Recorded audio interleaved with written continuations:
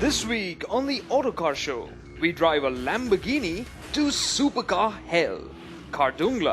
But first we pay a visit to Mahindra to see what's been cooking. Mahindra and Mahindra, car makers? Nah, not really. They are SUV makers. They've got a whole family of them, a variety of them on sale in India, which include two sub-4 meter SUVs, the older Quanto, and more recently they introduced the KUV300. And to that mix, they're introducing this, the KUV100. Where does it fit into the Mahindra family?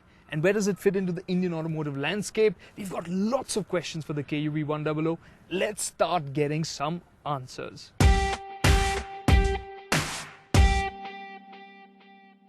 The KUV is clearly the urban SUV of Mahindra's sub-4 meter family. It looks like a suitably angry SUV from the front and a hatchback from the rear. And from the side, it's a bit comical. In typical Mahindra fashion, for better or for worse, there's a lot of extras in terms of design. There are massive slashes that run along the waistline. There are handles in the C-pillar for the rear doors. And the headlamps seem to have been stretched backwards. But I really did like the clear plastic layer that houses the engine badging, the 3D tail lamps, and I felt really bad that those gorgeous 14-inch turbine alloy wheels are only available on the top-end K8 variant. On the whole, the KUV does look a bit awkward, but it exudes an air of sportiness, not utility. So in spirit, the KUV is more closely related to the XUV and not the TUV.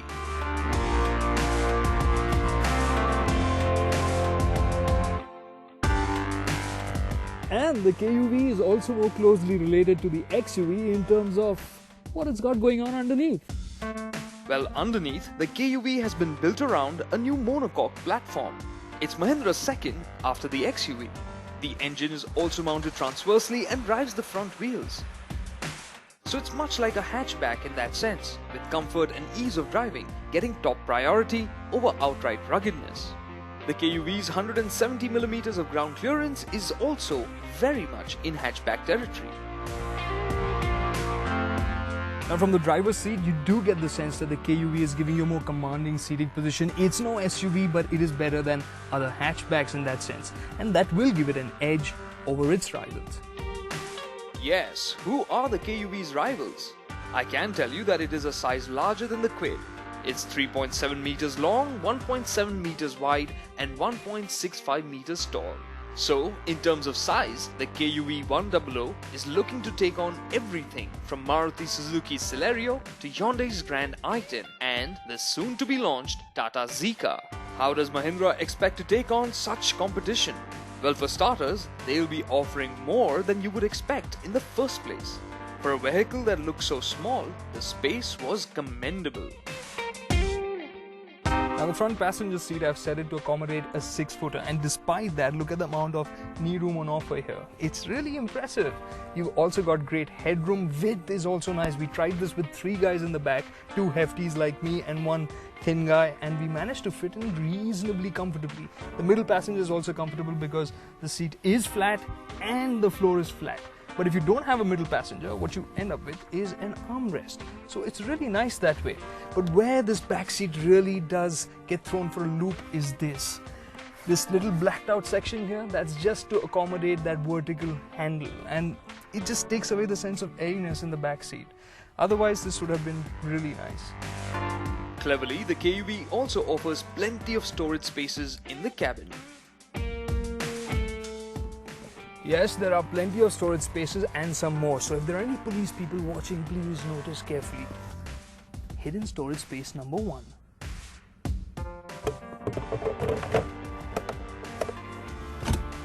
Hidden storage space number 2.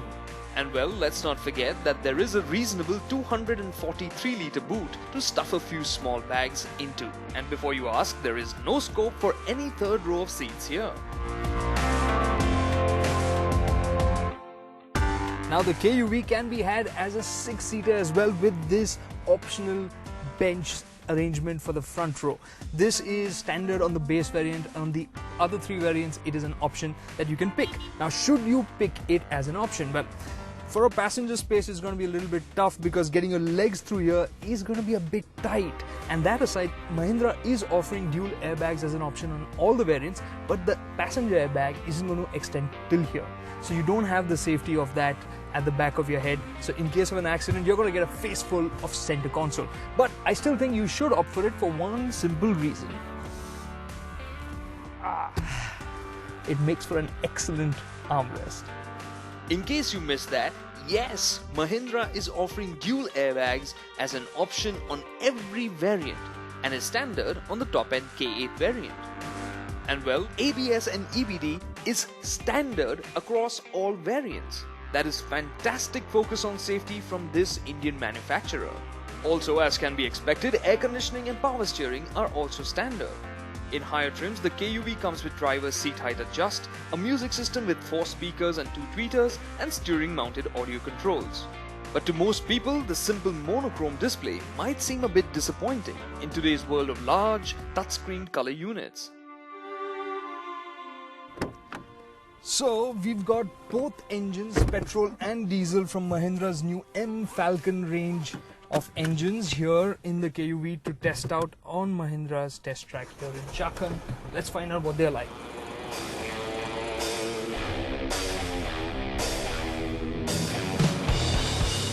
Be it the petrol or the diesel, they are 3-cylinder 1.2-litre engines. And very quickly, some things felt very likable on both the motors. Straight away, something that really works for me is the position of the gear lever. It just falls to hands so nicely, and the gear shift action, it's lovely. What's impressive on both the petrol and diesel again is the refinement. These 3-cylinder engines don't feel thrummy except at really odd occasions. On the whole, they feel refined, smooth, and that's really very nice.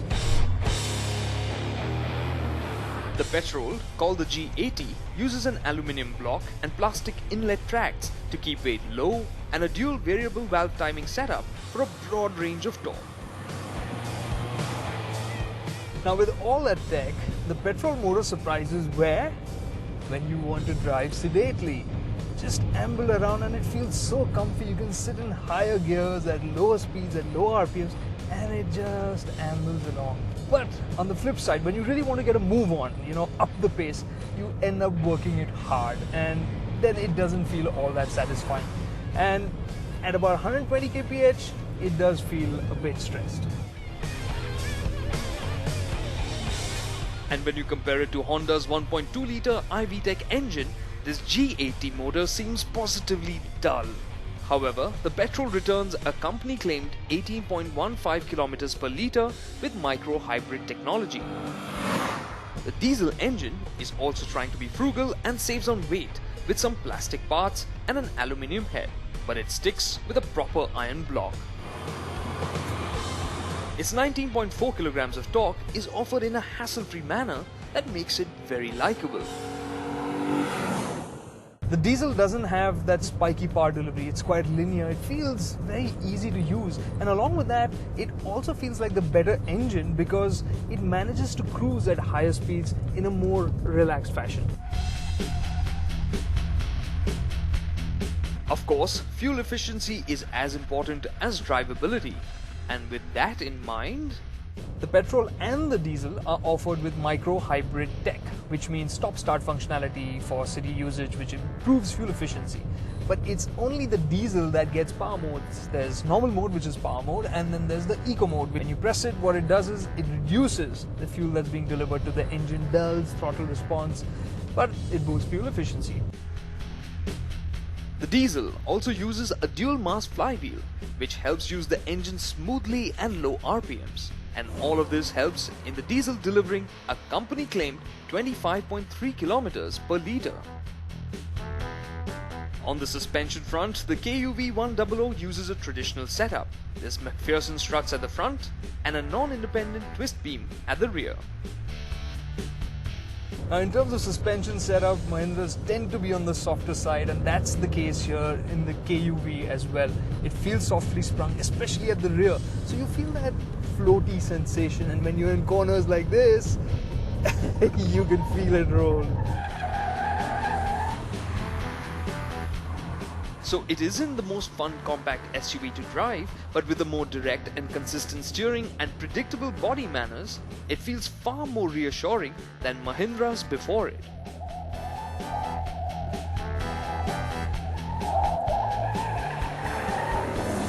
There are a couple of things on the KUV that take some time to get used to. One is the seating position itself. You kind of get the sense that you're sitting a little off center, just very slightly. So it takes some time, then you get used to it. And the other is the view out. The dash kind of bulges in the center, so it juts out a bit. And the windscreen itself does feel a bit small. So for shorter drivers or for new drivers, it can be a little uncomfortable at the start. So the KUV may be touted as an SUV, but the way it drives, steers, the safety equipment, or the in-cabin experience it offers could just nudge Mahindra from being a SUV maker to a car maker. The one glaring shortcoming is the lack of performance from the unexciting petrol motor. And yes, the KUV has a few minor niggles, like the quality of plastics in some areas and the overdone styling. But with pricing expected in the region of 4 to 6 lakh rupees, the KUV might just be the cat amongst the pigeons that hatchbacks had better watch out for. Coming up, the Lamborghini Huracan faces a challenge like never before.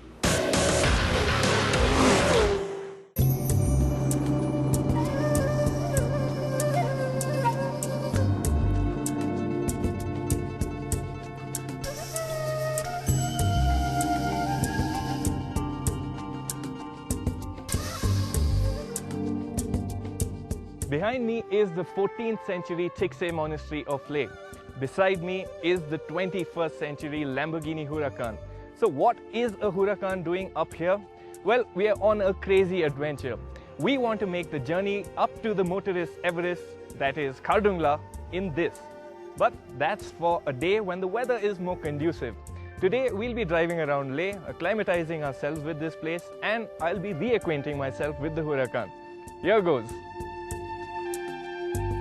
It wasn't going to be an easy drive by any means, but before I get psyched out, I take stock. The standard Huracan and its 5.2-litre V10 makes 602 bhp. This one, however, has Lamborghini's optional racing exhaust. Power is now in the region of 640 bhp. Also on board are ceramic disc brakes that are probably strong enough to stop the Earth's rotation. And the front suspension lift system is a vital part of the Huracan's arsenal. At full extension, ground clearance is a commendable 175 mm.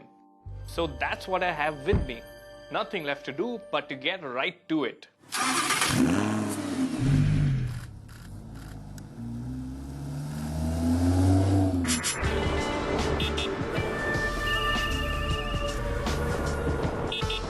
The space-age Huracan really looks like a UFO in these areas.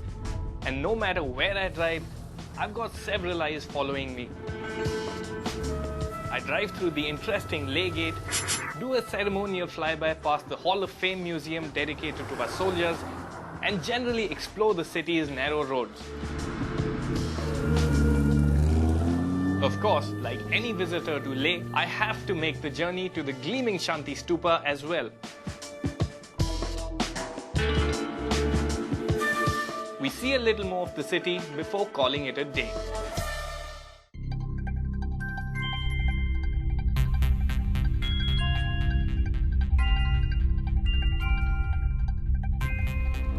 Hello and welcome to the big day. We are at the town of Katpa, which is just outside Leh, and this is going to serve as base camp for us because today we are planning to go all the way up there in that.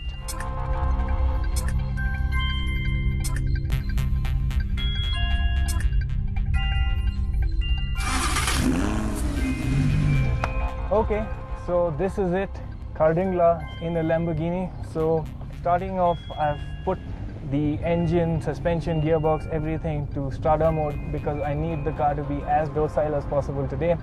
Other things, heavy duty jacket button up, prayer flags handy, and off we go.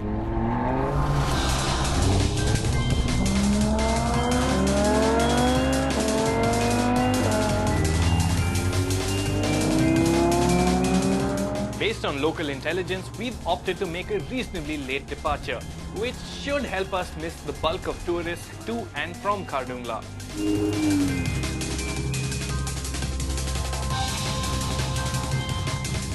A little about the drive as well. The journey from hotel to summit will be just about 40 odd kilometers. It's not the distance, but the change in elevation that's the challenge.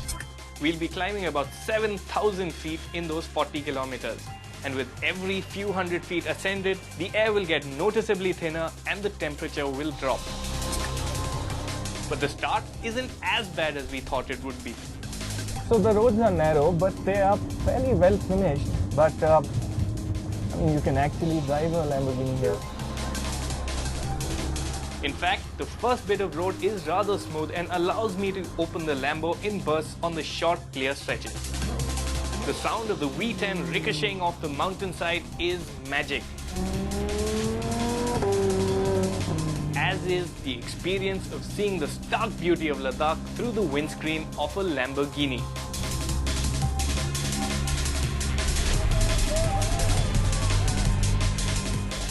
These roads are narrower than your average supermodel's race, and also because the Huracan is quite a wide car on its own, so I have to be extra cautious. Around the bends, I have to use the horn because obviously that's the norm in the hills, but also I think oncoming traffic deserves a heads up when they're going to be seeing a Lamborghini of all cars on these roads. The road starts to deteriorate with the climb.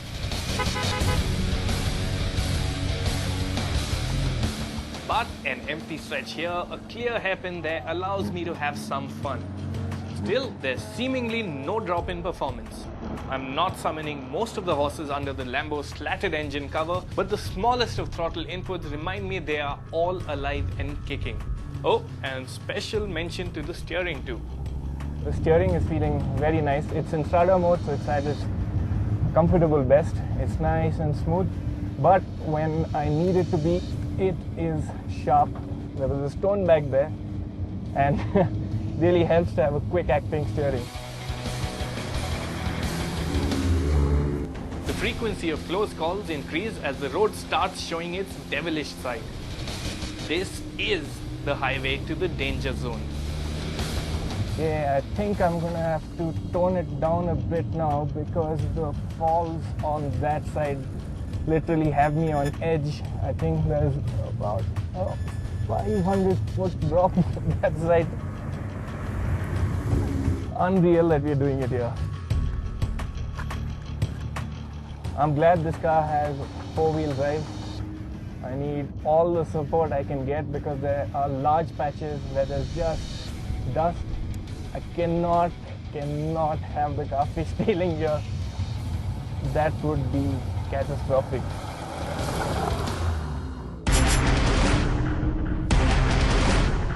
What we've just done was the good bit. What lies ahead is pure hell. There's no road and the path, as it were, is just slush and exposed rock.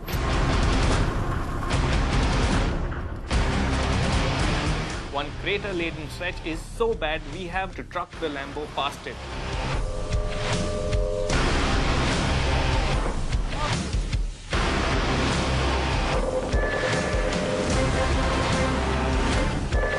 Suddenly, the scale of what we are doing hits me. The laughter quickly gives way to panic and fear. The path is a war zone. So these are the last few kilometers, and this is a real big test because I have snow on one side, massive craters in the middle. I'm literally just juggling through, really nursing the car because the front spoiler extends so far out, it'll almost be like a snowplow. Another concern are the tires. The car's running on standard Pirelli P0s that are thinner than the local noodles. I can only hope we don't get a puncture. This is probably the slowest a Lamborghini has ever been driven or has a right to be driven. The Lambo's 325 kph top speed seems merely theoretical. I'm barely doing 3 kph. God, this car has the lifting suspension. I have to really zigzag through everything. I take it one rock at a time. It's tough, but I'll admit there's a certain thrill too.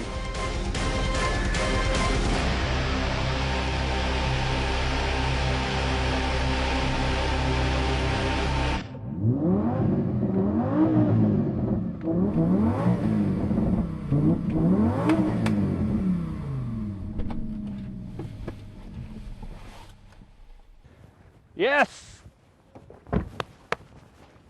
We've done it. We are on the highest motorable road in the world here at Khardung, and of all the vehicles we could have done it in, we've come in a Lamborghini Huracan. I mean, this is just unreal in so many ways. In fact, even the few tourists who are here, their attention has got diverted. They just want a close look at this outlandish car.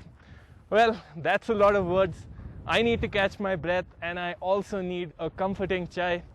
So that's it from me. But for one last time, we're here, highest motorable road, Lamborghini Huracan. We've done it.